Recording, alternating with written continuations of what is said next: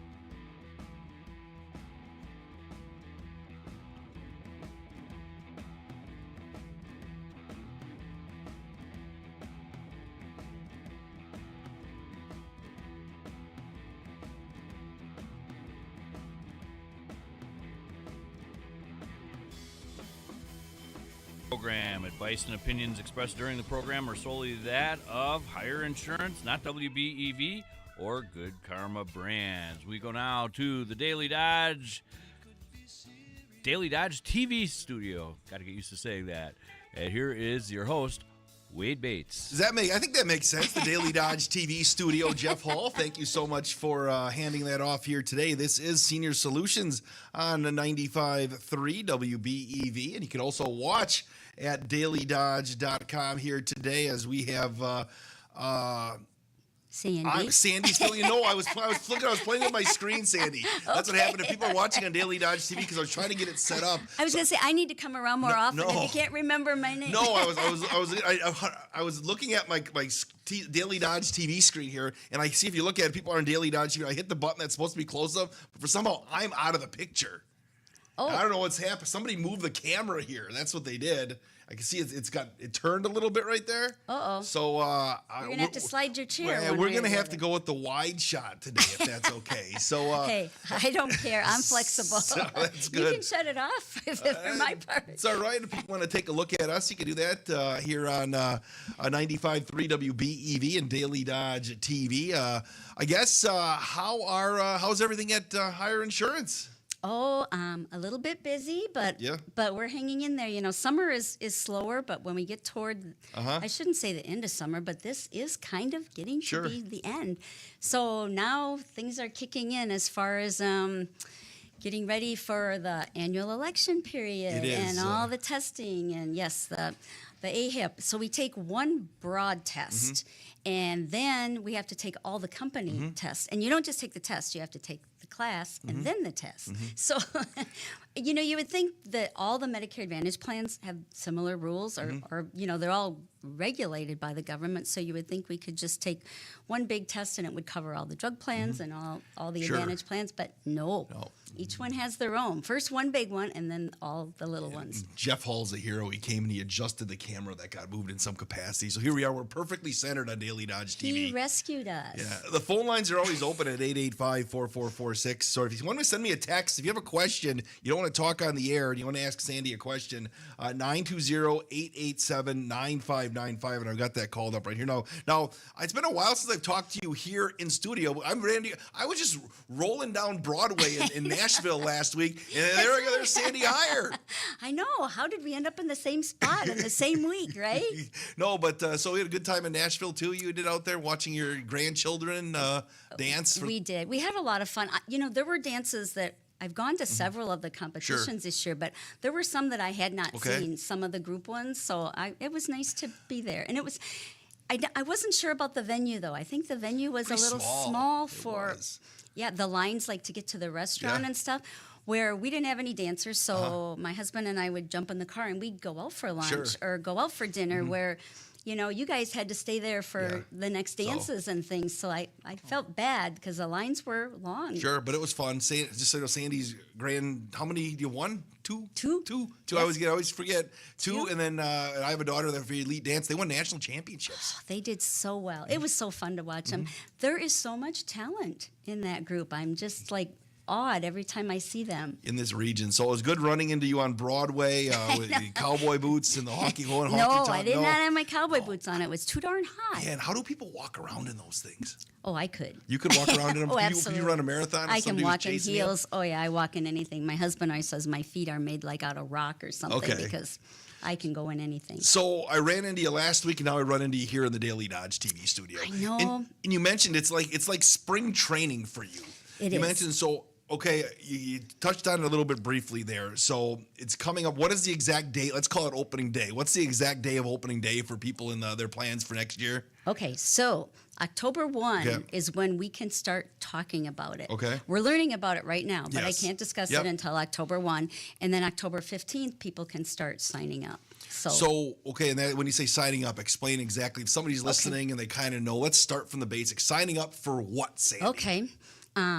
For life. No. No, for like the drug plans. Yes. Anything government related is always has a time frame of when you can get on and get off and all those things. So October 15th, we can sign people up for Advantage plans and drug plans. Who signs up for Advantage plans and drug plans? Well, people on Medicare. And it doesn't mean that you are 65. You can be 45 and on disability. So it's any age. People have end-stage renal failure. They get on Medicare early. Disabilities get on Medicare early. So if you have that Medicare A and B card, you can sign up for an Advantage plan. For drug plans, you only need A. Okay. So you need like an A type of thing. Just Part A. Yep. So you mentioned it's like going to school. Obviously, you can't talk about changes, but typically, how much changes year in and year out when it comes to what is offered in our area, and how much homework do you have to do? Because I always talk to Matt here as well, and he's like, "Yeah, you have to." It's kind of sometimes there's not a lot, but sometimes there's a lot. Yes. Well, we never know because everything is turned in. The government works with the insurance companies and decides like how much they're going to give them to provide these benefits. So then they take that and then they decide how much benefits they can provide. So there is always like a basic template for deductibles and copays. And so the insurance companies can stick with that or they can go better than that. They can't give a worse, product than what the government template is. So, and like some companies, like last year, the deductible was like $500. So the companies could say, well, we're going to do a $250 deductible. but they can't say we're going to do a $600 deductible. Okay, so what would make them want to change what their deductible is from 1 year to the other? The government and the insurance companies. So the government decides? Or how Well, does the government and the insurance Yeah. companies negotiate Okay. what is going to be provided for each year. Okay. So it's a little tricky. You know, you have a third party in there. It used to be the insurance companies, but now we have, the client, the insurance company, and Okay. the government is involved in these plans, just like the Affordable Care Act. So, but it all works out. We just have to know when we go in and we're working with the company that we can't always go directly to the insurance company now. We might have to go to Medicare to get some answers. Okay. Can I ask you, which way was it? Was it more streamlined when you could talk? How is it different for you having to add another person to the mix? Did it add more? But sometimes if you go to the insurance company, how did it get streamlined, or how is that impacted when they make changes like that? Well, I think the lesser parties Yes. involved, the easier. Like, we could always go directly to the insurance company, and we work with a lot of the same insurance companies, so they get to know you, and it's you have a person that you can go to every single time. In the government, we don't have a go-to person that we can call and get that Yeah. person on the phone all Exactly, the which time. is hard because you're right, because it's somebody probably Yeah. sitting in a giant data center, and they're just Yes.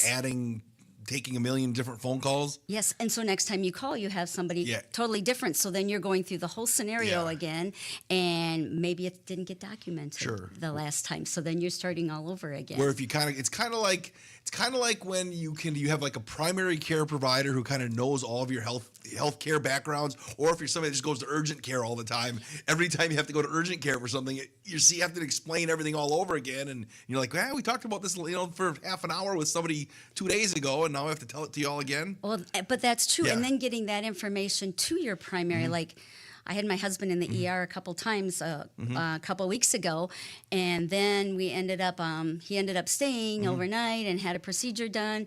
Well, then we had to go to the family doctor, and then we needed a referral to go to a specialist, and trying to get all of those records in the same, because some were maybe Dean, some were Quartz, Yeah. some were And Marshfield. is it kind of the same thing then with what you're doing? Because then if you're talking to somebody else from, a different person, they don't kind of remember what you had, and they probably don't have much documentation on That's it either. right. That's right. And so there was one point in time where I actually had the records. I can go on my chart. So I copied them and sent them to one of the providers just to get them there sooner so that we could get an appointment. So is that why, obviously, it can be hard if somebody tries to dive into their future by themselves? Because there are people that don't want to go to somebody like, I just do it myself. But hire insurance.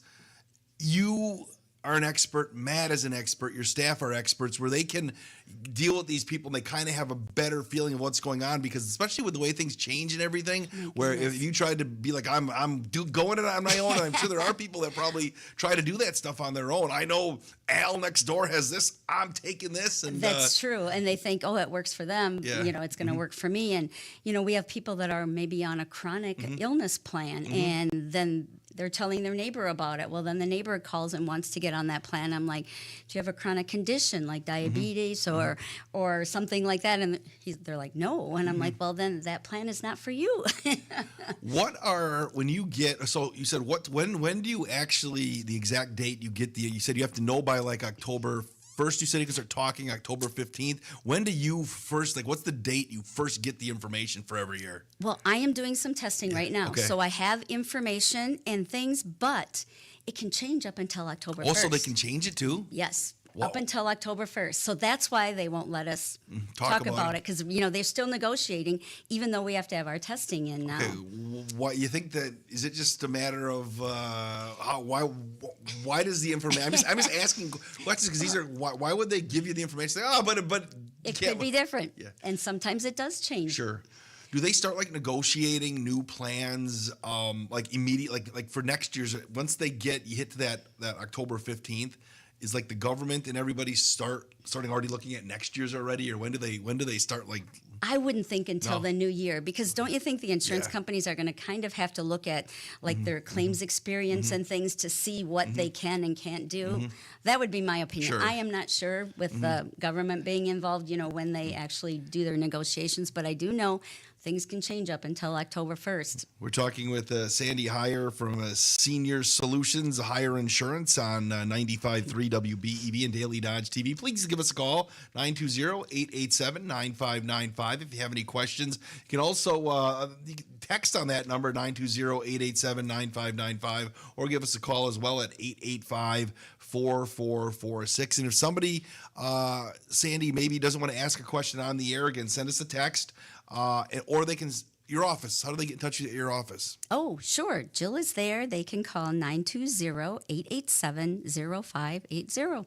It's that simple, right? It's that simple. Yes. I know you have a few things highlighted or some specific things maybe you want to get to before I start firing more questions at you. Well, depends on what you're going to ask me about. Because this is a different topic. Oh, it's a different topic. Okay. Yes. You want to talk about some retirement I see right there? Are you looking at my papers? I am. I see chapter 2, basics of retirement. I had to do my CEs this year, my continuing ed classes. So I took one on retirement planning, and I had a lot of interesting information. So I highlighted some things and printed some things. That's kind of a good place to start, though, because when I've sat here with Matt, I'm 50. And Matt says there are a lot of people that sit here at your age thinking, I don't nearly have enough to retire. But what do you need to know about starting to think about retirement? What are some basics? I guess I'll just ask you, and we can start from there. You mean at like age 30 in general? Where are you at? Where do you want to start? Where do I want to start with retirement? Because when should people start thinking about retirement? When they're 18? Well, I doubt that would happen because then you're still in fun mode.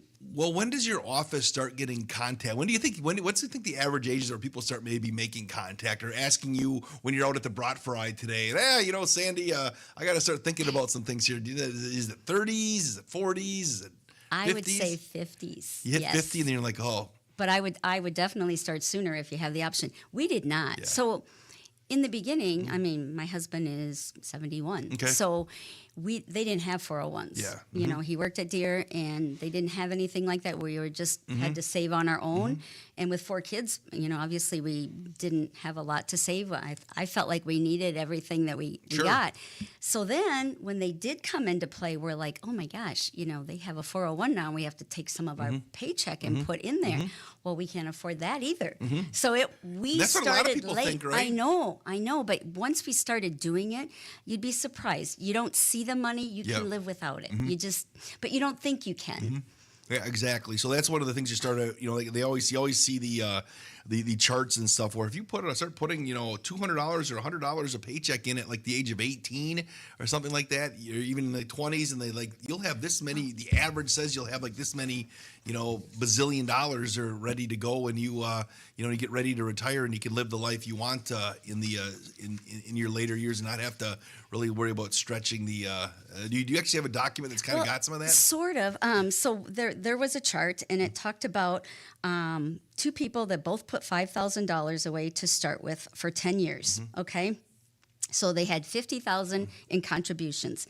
One started year 1 and stopped at year 11. And then let the money accumulate. Okay. One did not start until year 11, and then by year 30, it tells me an amount. So the one that started at year 1 and stopped at year 11 ended up with over $364,000. Okay. The one that didn't start until year 11 and went to year 30 is at $247,000. Okay, so that's a big difference. That's a big difference. And it's the same amount of money that they put away. It's just different starting earlier and then letting your money grow. They still stopped at year 11. Sure. But isn't that interesting? It's just the way that it goes, because and then when you look at that money, say the person has, you said like 300 and is it 40,000 or 300 and 364 versus 247. Yeah, and so then obviously that's money that you have in the quote nest egg that you have when you retire. So you have to mix that in with other things that you get, but then you have to kind of stretch that out and figure out how many years you can use that money, for the rest of your life, right? Yes, we figure out like what's your guaranteed income, like Social Security. Some people have annuities that they can turn on income, so they're going to have a guaranteed income with that. Pensions, a lot of us don't have pensions anymore, especially self-employed. So they're kind of by the wayside. We still see them, but not as much as I did, 15, 20 years ago when I was it seems like doing this. anybody who was in like some sort of a manufacturing or like a state. States still have pensions, but I remember my father was a paper mill guy. Up in Appleton area? Wisconsin Rapids. Oh, sure. Okay. And so, but their pension, they had a company that was locally owned for into the mid 1800s, and everybody had pensions and everything like that. Then they got sold, and the pensions get changed. But then everybody, they worked there forever. You retire, hey, the pension starts flowing. So he did get his pension when he retired. Yeah, but it got changed a little bit though, because once they changed ownership with different companies, then pensions can get adjusted. So I don't think they got fully what they, if they would have been in with the company, like say he retired into the 70s as opposed to into the early 2000s, your pension would have been totally different. It would have been fully vested of what they had. But when somebody takes it over, I guess they can adjust to what the contracts were. Absolutely. And remove insurance. A lot of them had insurance forever, and all of a sudden that changed. So shortly after I started doing insurance, Appleton took away the paper mills took away the insurance for their retirees. Oh my gosh, I pretty much lived up there, and I went into like union halls and met with people and stuff to help them. A lot of people had been retired for years and were on Medicare. So it's like, okay, now what do we do? They've never had to buy insurance in their life. They didn't know what a supplement was. And back then we really didn't have a lot of Medicare Advantage, maybe one up in that area. But that was a huge deal. It happened over at Mayville too. New ownership, companies changed, they lost their insurance, and they were like devastated because they also thought they never could find a plan that was as good as what they had, which turned out to not be true. Because there are plans. That's why the hires are out there and hire insurance, because you can help find a plan that is equal to, close to what you were doing before. Absolutely. That's why we always look at that. Like when they retire, what kind of benefits do you have now? What are you looking to have when your health changes, if your health changes? Sure. It's more like when, at some point in time. 885-444-60 if you have any retirement questions. So what are the things, Sandy, that we should be looking at when it comes to beginning of retirement? I made you go to like page 5 of the thing that you had. No, it's Let's start 5. on page 1. Well, page 1, let's see. A little bit we talk about like our responsibility is providing the products to help you accumulate your retirement for later in life. Sure. So devising and helping plans, putting blueprints together. So we do like to start, that early if we can. But it also talked about like how your retirement even changes from like when we work with people in their 30s and 40s and set them up about how accumulation phase. And then when they get close to retirement, we're looking at distribution phase. And are they retiring fully? A lot of people don't now. Sure. Like I'm not. I'm doing a partial stuff, and I'm pretty much retirement. people usually in the business I'm in. You work till you work forever. Yeah, look at Uncle Bill. Uncle Bill again. And same thing. John worked into his 70s as well. Oh yes. And then, but they went kind of part time. Yeah, they didn't like stay full time. No, exactly. But the people in a lot of businesses do that too, because a lot of times people retire and think it's going to be great. Not only but they need it for financial reasons, but they also just they run out of things to do around the house, and then they're like, I need to do something. You need that social. Well, I look at my husband. I always have things to do in the house, and I'll mention to him. He's like, "Well, what do you have going today?" And I'll say, "Oh, windows and things like that."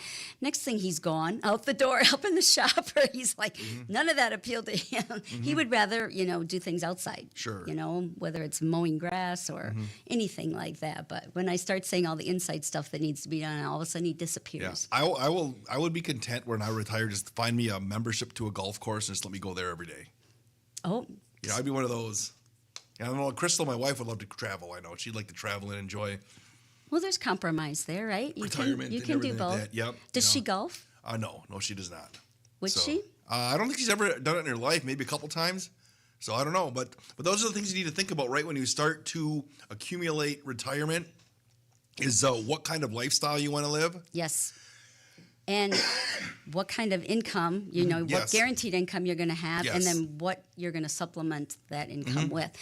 I remember John Moser telling me that when he was going to retire, he said, well, I'm not going to need near as much money, because we can sell a car. We only need one car. And, all of these things. And I'm like, John, that's not how it's going to be. And sure enough, once he even just went part-time, he realized, no, we still need both cars. We still have, insurance. We still have, just as many bills. It's not like things, get any cheaper.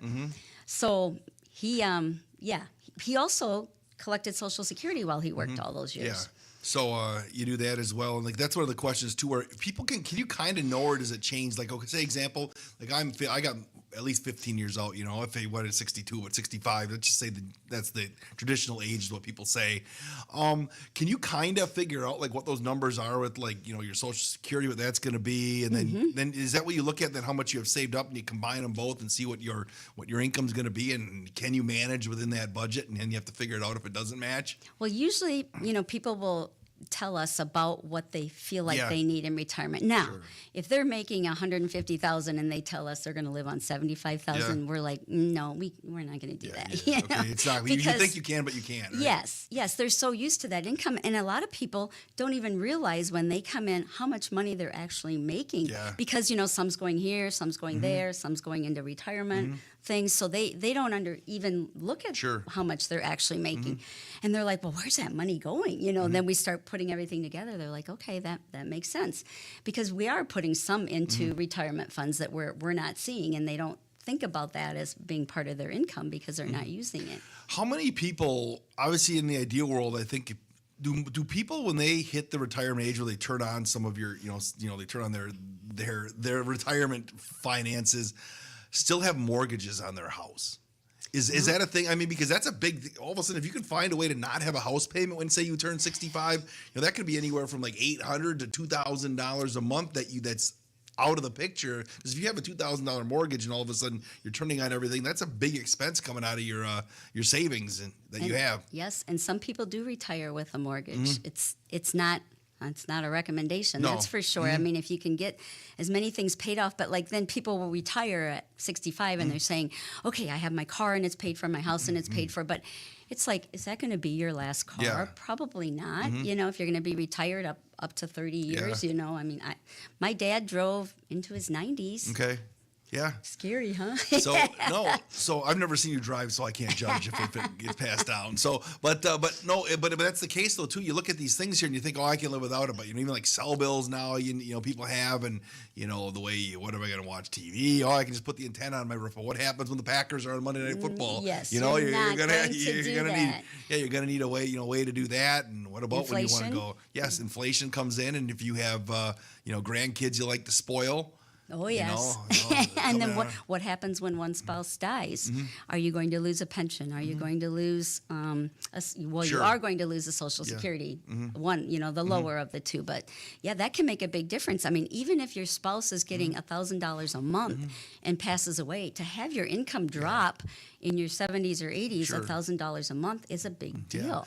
One of the things you also notice, too, just talking to people that are, let's just say they're more seasoned than me, who, have been retired, but even like when you talk about like businesses that you worked for, a lot of times like in the 60s, 70s, even in the 80s, you got like stock options through these companies and such, and and those accumulated, then you talk to them, and they're like, I need some money, I can just cash in like these, these phones company stocks, and then all of a sudden you can come up with sometimes hundreds of thousands of dollars. And I don't know if that's as prevalent now as you're kind of doing it on your own, as opposed to people just, hey, we're going to give this to you as part of working for our company. Yeah, no, we still see those. Okay. Absolutely. Mm-hmm. Like the ESOPs, employee owned, yep. Yep, and so you still kind of have that as another nest egg as well. So some other types of things when you took at about basics of retirement planning, Sandy, 885-4446. Somebody's got a number, a question they want to call us with. Well, basically, we have to devise a plan, right? So it's like, okay, how much are you going to need? What's your guarantees? We add in an inflation rate. What do you have put away? And we have to put all that into the plan and come up with something. Now, we do this at age 40. Sure. Then all of a sudden, 50, you've had changes. So then we have to adjust that again.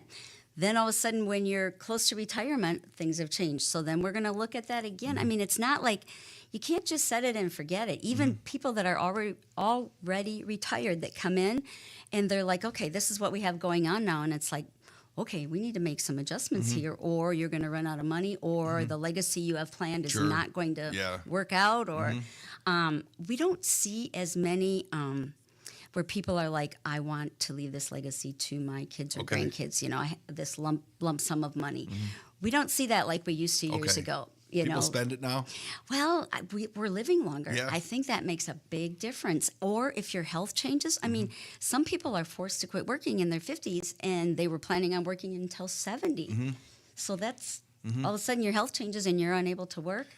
What happens if you look at what if somebody comes in and let's just say George and Martha come in, okay? Okay. And they like no, and they just they were like two children's book hippos, I think, that lived in a house back when I was a kid. But if they come in and you look at the numbers and you're like, you're gonna have to streamline a little bit, to make it work, and you continue to live your lifestyle, and then all of a sudden, you start siphoning if all of a sudden you're starting to run out. Like, say if you, because one of the questions I know I've heard people ask is like, so well, how long do you typically ask? Like, how long do you think you're gonna live? Because you don't know. I know. If somebody thinks, oh, I'm going to live to be 95, what happens if you live to be 102? Well, that's right. Well, what are the statistics? I just found those here too. And I thought they were very low. For men, it was like 73, I think. And I'm like, this early 70s, I think they always was kind of like the 72, 73 years old, but that's, that's way too low. And women were like 79. Yeah. But I think that's people. I mean, my mom is 97. Sure. And so when you look at your money that you have saved, typically, how long would you like say, okay, let's just project this? Do you live to be 100? Is like a certain age for certain people, or do you kind of start with a number for everybody? Well, I mean, we can, whatever their preference is, we can kind of look at their gene pool. Like both of my parents were in their 90s. Okay. We could look at that. We can look at health. Some people come in and they don't even get Social Security turned up. Okay. Before they pass, or they want to turn it on because they just were diagnosed with a terminal illness. So, I mean, we can look at longevity that you have in your gene pool. We can look at your current health. We can go by the statistics of the Social Security, which is like 79 and 73, I think.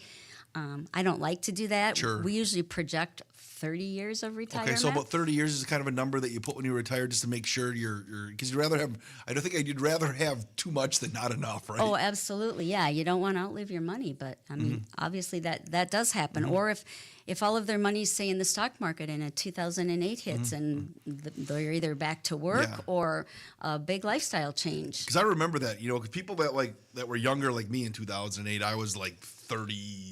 I was like in my 30s. Well, was I 30 then or not? Yeah, I think I was. But yeah, you're right. For me, it's like the stock market takes a crash. It's like, I'm 33 years old. But if you're 61 or 64, and all of a sudden you're ready to turn this stuff on, and all that makes a big difference. And people were sweating, weren't they? Oh my gosh, yes. And I mean, I had people come in that were already retired that happened to, and they lost like a third of their life savings. Then you have to be patient, hoping it'll come back. Well, but they're using it too. Yeah, that's so what I'm then, saying. How long is that going to take when you're pulling on it and it's coming back? Instead of 10 years, it might take 20 years. You don't always have that time on your side. I mean, you hope you do, but. So there's always things to think about. Like, so these are questions that I have, and like I said, I'm sitting at 50, where people are, even if higher insurance, you come in, you guys will answer these questions that they have and try to put you at ease and kind of move you in the right direction. And of course, we use history, statistics, things, software programs that help us. How has that helped things you over the years? So, obviously, how many years have you been doing this? When did I get my license? 2001. Okay, so we're looking at 25 years. How has it changed in just how you get information in that time frame? Because the internet wasn't new then, but it was still relatively young. And yes. And how has that kind of evolved in streamlining anything or just getting information to your fingertips? Oh, it was much harder then, because like even working with the different companies, I had to contact each company and get information from them on whether it was an annuity or a retirement plan or whatever. So it was more connections with all different people, where now you can go to hubs where they have all of that. So I might have to go to 3 different companies instead of 30. And you would have been, can I fax it over to you? Probably in 2001. We'll fax you over the information. And then they're like, I don't have a fax machine. Yeah. Do you still have a fax machine in your office? We do have a fax machine. Do you have to use it very often? Not very often, but sometimes like doctors' offices and stuff, and with the Privacy Act, where they can stand at the fax machine and get it right away. And watch when if it something comes. is, instead of email and then it's encrypted or it might get into their junk mail. Sure. So just gathering your information and helping people prepare for retirement has changed drastically in the last 25 years. Oh, huge. And if you are sending things through email, which we do all the time, but I went in my junk mail today and I found several emails that I should have responded to. Okay. Not work related, but personal related that I never did respond to because I don't really go in there and check. Do you check your I try to. My one that I'm bad at is I have one that's like a personal email account at home that still has some like important stuff that comes to it. But a lot of times it somehow it ends up with a million other things. And then I was like, oh, I'm not going to check this for a week. And then all of a sudden somebody sent me something that mattered, like Monday. And you're right. That's one of the things you have to keep up to date with. Where I was a big fan of notes on the desk when I was younger to get stuff done. And, people come and leave you a message. They either called and left you a message or somebody wrote something down and you had a long, move this one, throw the pink slip out. It's done. It's done. I still use those. I have them on my computer. I'll put them on my computer as I'm going through of people I need to call back or whatever. But yeah, what would we do without our sticky notes? We're talking with Sandy Heyer from Heyer Insurance on Senior Solutions on 95.3 WBEV. Again, phone lines are open if you want to make a phone call and ask a question. 887 or 885-4446 or 887-9595. How busy is your office with appointments right now? Right now, I would say it's more busy, not with Medicare Yeah. stuff, except for people turning, of course, or Yes. retiring. So that kind of is all year long. But as far as the drug plans and all that, that's Yeah. going to get a lot crazier Yeah, come October 1st. That's like your account. Like you're an accountant. January to like April is just like mid-January to April is like you're going to see. So how much time do you guys put in once you hit that time frame? Is it just like crazy where it's person after person after person coming in? It is. Well, a lot of times we try to do it like I work at home and I'll bring things up and I'll call people right away and talk to them about what if they need to make a change, because a lot of times they don't need to make a change. Yeah. They just want the information. So that way they don't have to come in, because there is no way we could get everybody in Sure. during that 6 weeks. Sure. I'm sure that there are probably people that just say, Sandy, Matt, I trust you, just tell me what I need, and they sign off. And other people that probably go I through have everything to with a come in. fine with a Yes. fine-tooth comb, and they ask a lot of questions, and True. and probably either way, just whatever people feel comfortable. With Heyer Insurance, you're going to do a good job, and people are probably just like, okay, tell me what I need. You see what my expenses are. This is the plan you should be on. I'm like, okay. Which ones do you have more That's of? true. Probably more of people that are okay and saying, yeah, we're good for this year. Well, too, and they know, you get your annual notice of change and it says what changes are there. I mean, if it's kind of a no-brainer. If you're on a drug plan and there's no monthly premium and you get your book in the mail and it still is no monthly premium and you can still go to your same pharmacy, do you really need to look at the other 25 Sure. plans? Sure. Probably not. And again, but But that's do they still make the phone call just confirming? Because people didn't believe it when they got their books in the mail. It's like, it says I have zero payment, or I have people call and say, they didn't take my drug plan out of my Social Security like last year. Sure.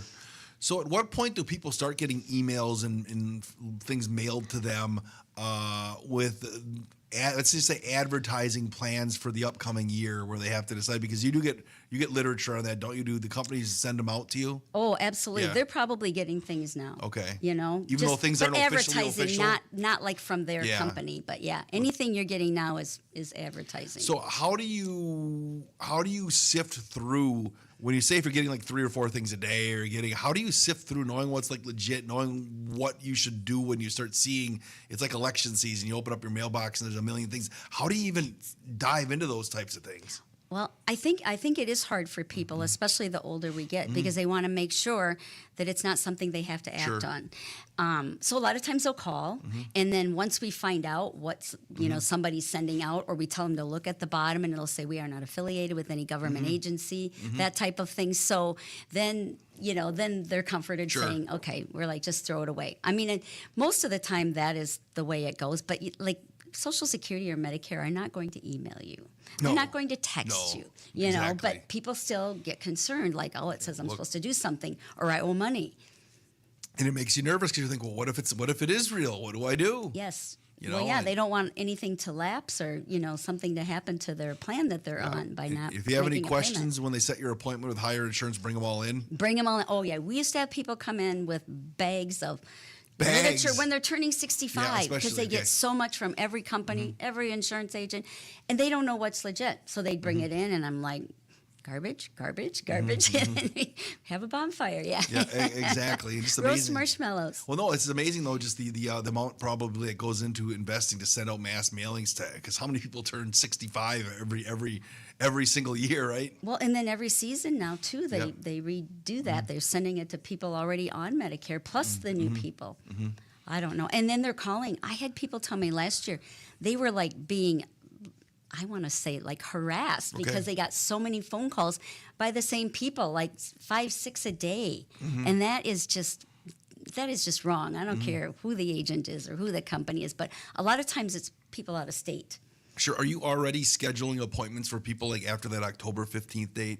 Or how does that work? When do people start getting in and saying, hey, it's time for me to, well, how does that all work? You know what I always tell them? When you get your annual notice of change in September. So they actually get their annual notice of change for next year before we even know what's out. So they'll call and say, oh, my premium went from $10 to $15. So then we know, because otherwise, we're not sure exactly, because it's not on the government website yet. Sure. So until October 1. And then if you are somebody that, say if somebody's listening now, they're turning 62 or they're turning 65 sooner than later, they can make an appointment as well to come on in before that time to kind of figure out what's going on. Absolutely. Yep.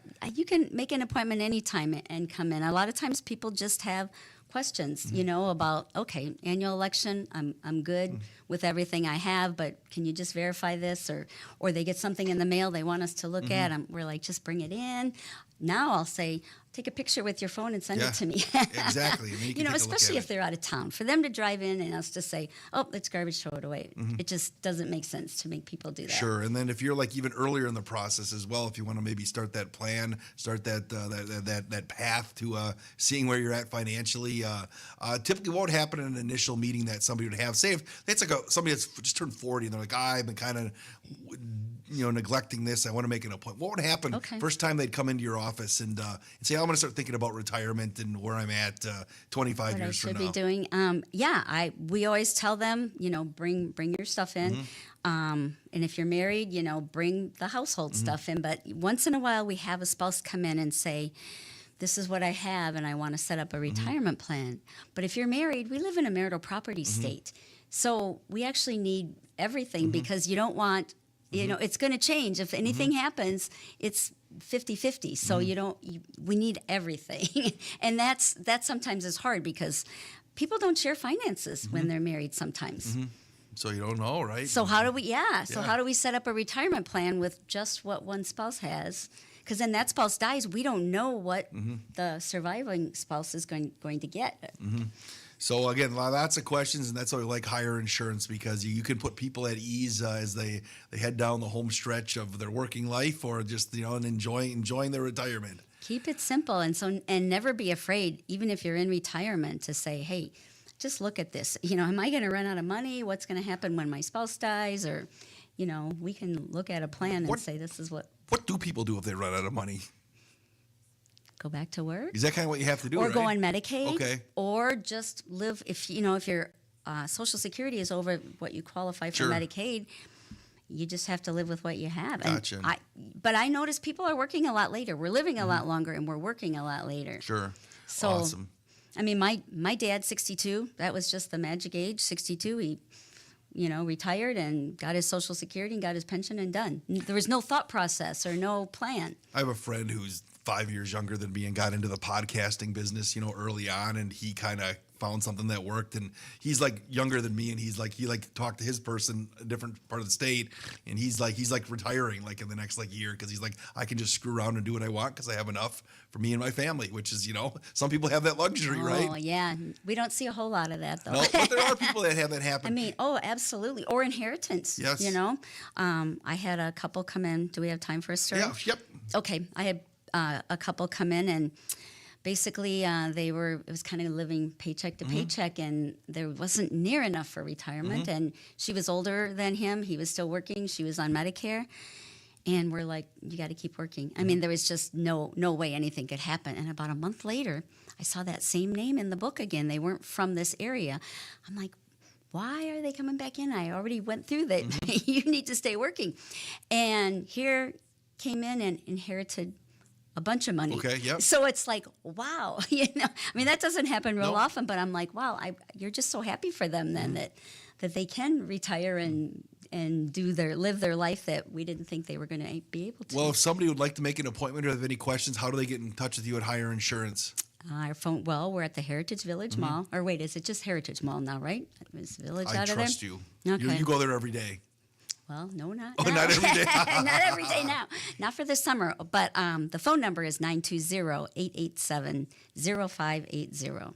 And you have to head to Swan Park now to get a Broughton for the ribbon cutting? I think so. All Are right. you? I will be over there in a little bit. I don't know if I'm going to make it for the ribbon cutting, though. Sandy, Hire Insurance, I appreciate you coming in. It's always great having you here, and appreciate it. All right. Thanks, Wade. And Have we- a good weekend. And we appreciate Jeff Hall as well for spinning the dials upstairs in the Global Media Center here on 95.3 WBEV and Daily Dodge TV. All right, thanks, Wade. You're too kind. The program.